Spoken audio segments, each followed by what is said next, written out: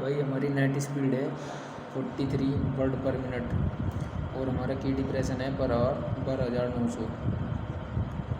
ये correct entries है, incorrect entries 4 word है और टोटल एंट्रीज़ है 49 वर्ड।